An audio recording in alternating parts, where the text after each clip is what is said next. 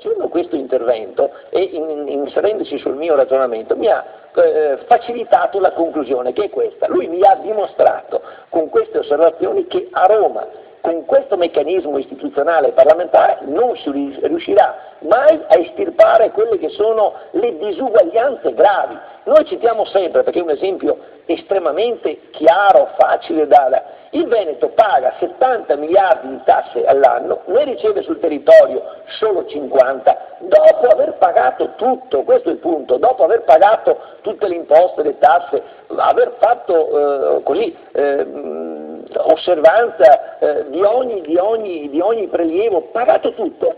Lo Stato si frega, perché bisogna usare l'espressione quando serve, quella corretta, si prende impropriamente altri 20 miliardi, che vuol dire su 5 cittadini 4.000 euro a testa. Una famiglia di 4 persone, marito, moglie e 2 figli, lascia ogni anno 16.000 euro a questo Stato a titolo di residuo fiscale. Pagliarini su questa cosa dovrebbe subalzare dalla sedia, perché li ha illustrati 1000 volte questi argomenti a sostegno di una proposta che prima era federalista, che oggi non ha più senso. Oggi o parliamo di indipendenza e quindi ci prendiamo la possibilità di decidere sul nostro territorio per la nostra sorte. Questa è la differenza. Il sistema Italia non ti consentirà mai, Paniz, di realizzare quello che tu vuoi, ovvero la perequazione dei tuoi cittadini bellunesi con i cittadini del Trentino o dei cittadini della Calabria, che è la stessa cosa. Però c'è un però, che la provincia di Belluno, a forza di insistere, è la seconda provincia che dallo Stato negli ultimi 10 anni ha avuto di più in Italia.